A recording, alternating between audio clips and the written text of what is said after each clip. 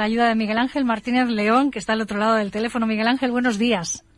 Muy buenos días, Loli. ¿Qué tal? Bien, deseando escucharte. Digo que tenemos suerte porque cada vez que aparece Miguel Ángel aprendemos de psicología. Además de conocernos un poco mejor, aprendemos de dónde han salido determinadas situaciones, determinados estudios, porque él nos acerca al mundo de los experimentos y da respuestas a muchas cosas que a veces ni siquiera nos hemos preguntado, pero que a partir de ahí valoramos más en nuestra vida. Vamos a seguir hablando de los sesgos, que fue un capítulo, Miguel Ángel, que iniciamos ya justo el mes pasado, en tu anterior intervención, y nos decías, estamos llenos de sesgos, hay muchísimos, podríamos hablar de cantidad de ellos. ¿Hoy cuál has elegido? Bueno, pues hoy vamos a traer el sesgo de confirmación, que exactamente como tú has comentado, nosotros estamos cargados de sesgos que a veces nos hacen tomar decisiones que se salen un poco del razonamiento lógico, es decir, nuestro cerebro toma diversos atajos para llegar rápido a una conclusión sin gastar mucha energía y facilitarnos así, pues, en algunas situaciones hacer las cosas más rápidas. Pero claro, esto a veces nos lleva a caer en el error. Por ejemplo, el sesgo de confirmación se define como aquel sesgo que nos lleva a sobreestimar la validez de aquella información que se ajusta a nuestras creencias y valores previos. Y a su vez, nos hace subestimar o quitarle credibilidad a aquella información que nos contradice. Es decir, yo tengo un marco de valores, de creencias, una ideología, un pensamiento, unas ideas, veo una información supuestamente objetiva, pero yo tengo unas gafas de sol, un filtro, que me hace fijarme en esos datos que me vienen bien para sustentar lo mío. Y le voy a quitar importancia a aquellos que dicen lo contrario. Entonces, con esto tenemos que no tenemos una mirada objetiva a la hora de enfocar cierto tipo de información. Luego, el sesgo de confirmación, si he entendido bien, es esas gafas de sol, ese filtro que nos ponemos ante la información que nos llega, ¿no? Son todas esas experiencias o análisis de la información que se nos ofrece filtradas bajo nuestras propias premisas.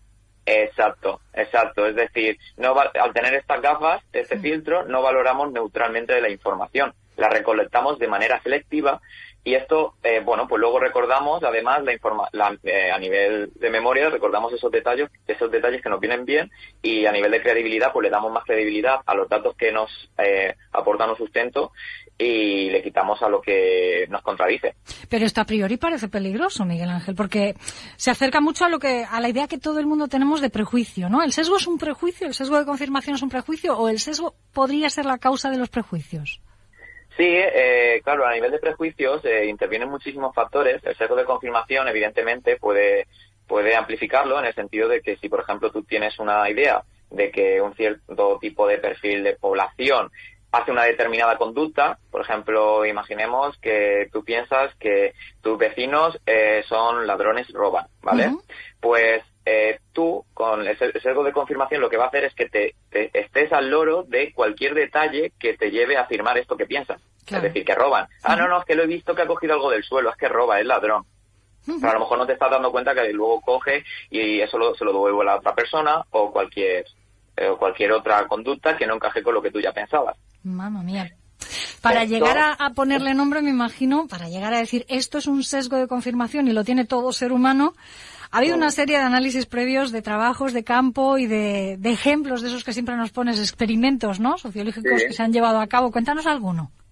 Sí, tenemos varios, ¿no? Por ejemplo, se hizo un estudio en el que se fue a una universidad y se ubicaron dos grupos, ¿no? Gente que estaba a favor de la pena de muerte y gente que estaba en contra de la pena de muerte. Luego se le dieron una serie de artículos que apoyaban la pena de muerte por un lado y por otro la refutaban, todo con datos objetivos. Bueno, lo que se encontró es que daba igual la evidencia que se le diese a los estudiantes, no importaba a la hora de llegar a la conclusión, porque lo que importaba eran las creencias que tenían antes. Aquellos que pensaban que la pena de muerte estaba bien, lo seguían argumentando y cogían los datos selectivamente que les convenían, y los que no creían en la pena de muerte hacían lo mismo. Otro ejemplo también lo tenemos en que en otra universidad pues también se hizo que a gente de diversos partidos políticos se les entregó una propuesta a nivel de un cambio en la economía de su país, y no se les dijo qué partido había formulado esa propuesta. Luego, cuando se les dijo, a un grupo se les dijo que había sido su mismo partido y a otro que había sido el contrario. Los porcentajes, a la hora de estar de acuerdo con esa propuesta, que era un tanto inviable, cambiaban de un 2% cuando hablábamos del grupo que se le decía que había sido el otro partido, es decir, que no iban a estar de acuerdo con ellos ya por el hecho de ser el partido contrario, cambiaban de ese 2% hasta un 20%, en el sentido en el que a las personas le decían, no, este ha sido tu partido que lo ha dicho. Entonces ya decían, vale, ya cogían los datos más selectivamente. Claro. Aquí ya a veces sí que me vale. Claro. Cuadran más conmigo, es mi forma de pensar, es mi forma de ver, es mi ideología. Pero, ¿y si nos alejamos de la política o de la pena de muerte, ¿no? Que son cosas como que decimos, vale, es que la política es así, la política impregna todo. Esto en la vida real también sucede, por lo que estás contando, ¿no? Esto en cualquier parte de nuestra vida, en el marketing o en las redes sociales también se da. Incluso han llegado a aprovechar los algoritmos para que en las redes sociales veamos todo aquello que queremos ver. Claro, al final las redes sociales, el feedback que te da es todo contenido que es muy afín a tu gusto, o sea, donde tú has dedicado más tiempo a las publicaciones, el número de likes que has dado, a quién sigues, y evidentemente lo hacen para que permanezca más tiempo en la aplicación. Pero al final, con esto, si no tenemos en cuenta este tipo de sesgos, lo que acabamos es polarizándonos y pensando que solo existe una verdad universal, lo cual dista mucho de la realidad objetiva, porque es todo mucho más complejo que eso. A nivel social, bueno, también a la hora de hacer juicios sobre otros, no es lo mismo que te digan que un amigo tuyo ha hecho una mala acción que haya sido un desconocido. Tiendes a seleccionar los datos de otra manera. O incluso, si nos fijamos en las primeras etapas del enamoramiento, ¿no? Cuando empieza una relación de pareja, este sesgo también tiene mucha influencia en el sentido de que solo destacan las cosas positivas. Claro. Luego, conforme va avanzando, ya se va diluyendo, pero al principio no eres capaz de ver aquello negativo, porque tú tienes una imagen idealizada de esa persona que acabas de conocer y que te hace sentir muy bien. Por tanto, el sesgo de confirmación nos impide mirar las situaciones de manera objetiva. Pero ¿por qué pasa esto? ¿Por qué somos tan básicos? Bueno, esto puede pasar por dos razones. La primera es porque valorar todo de manera objetiva y neutra conlleva un gran gasto energético. No podemos hacer esto todo el día, es evidente, todos tenemos este sesgo y, bueno, no estamos capacitados para abolirlo totalmente.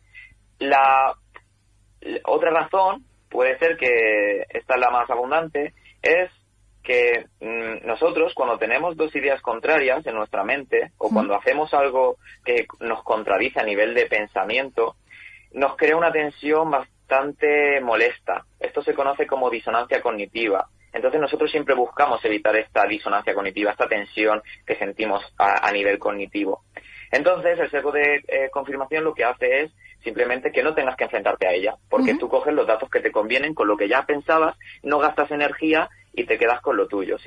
Simplemente por eso al final no consigues tener un pensamiento objetivo, porque no abordas esta disonancia cognitiva.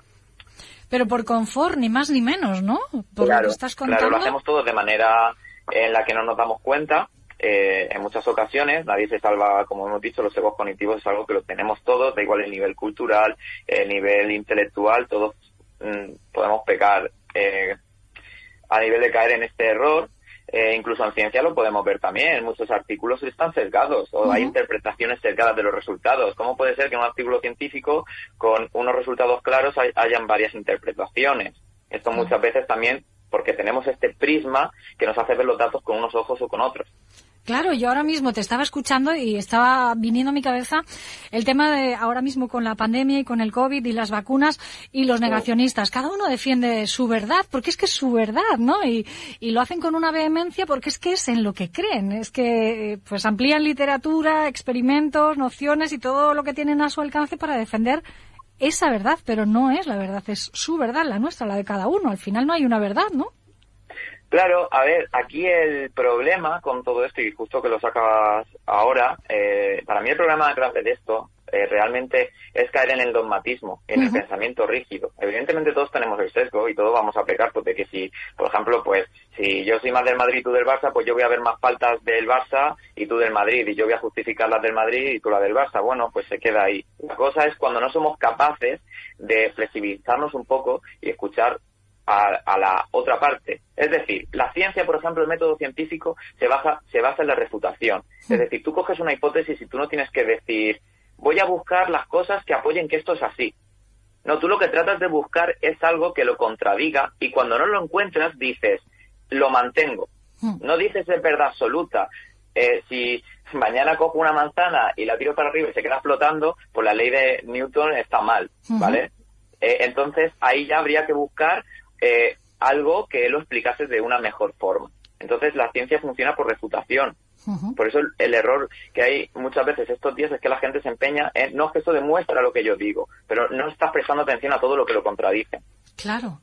Entonces un ejercicio muy bueno siempre es que cuando tú piensas algo, cuando tienes unas ideas muy claras, tienes que enfocarte en ver las fallas que tienen, porque todo el tipo de ideas y de ideologías pueden tener ciertas fallas y no pasa nada reconociéndolas y abriendo la mente un poco, enfrentándote a esa disonancia cognitiva, enfrentando esa tensión y diciendo, vale, hay un fallo, esto no me queda claro, creo que sigo pensando esto, pero voy a tener en cuenta también estos datos que no van tan en orden como yo creía.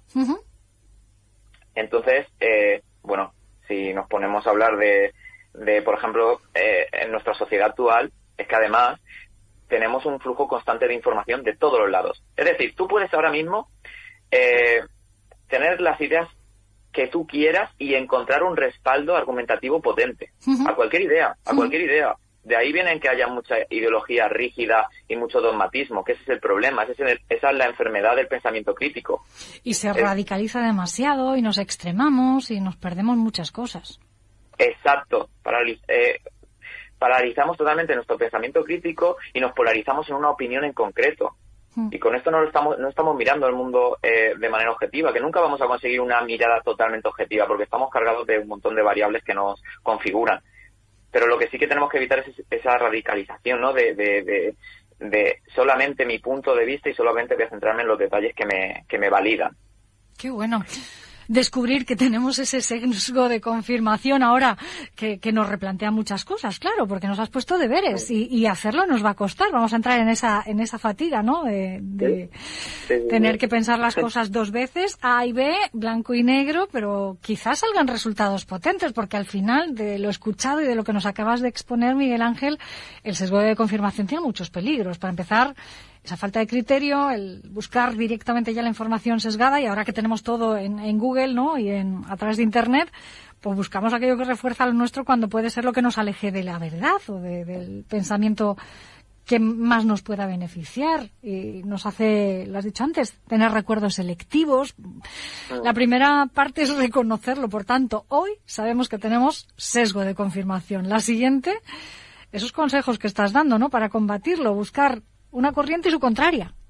Claro, por ejemplo, si haces una lectura, si tú tienes unas ideas muy concretas acerca de un tema, hacer lecturas que contradigan esa postura es muy enriquecedor. No quiere decir que te vayas a volver del otro bando ni nada por el estilo, simplemente te permite conocer las fallas que ve el otro, la otra persona, en tu forma de pensar, y a ti te permite también identificar las fallas que puedes estar teniendo y en cierta medida comprender la otra posición y al final enriquecerte a nivel intelectual, porque luego no nos gusta caer en la tensión de tener dos ideas contrarias, pero a veces es muy bueno y aceptar que el ser humano tiene muchas contradicciones, sobre todo a nivel de pensamiento, está bien, porque eso es lo que te va a permitir tener un pensamiento crítico y pensar por ti mismo.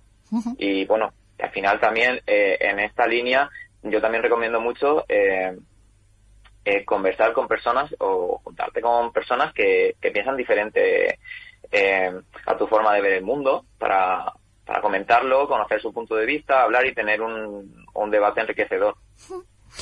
Pues me quedo con esa recomendación y consejo, a ver si conseguimos salir de este individualismo que la pandemia también ha propiciado, por tanto confinamiento, ¿no? Y que nos está todavía haciendo el pensamiento más propio, más nuestro.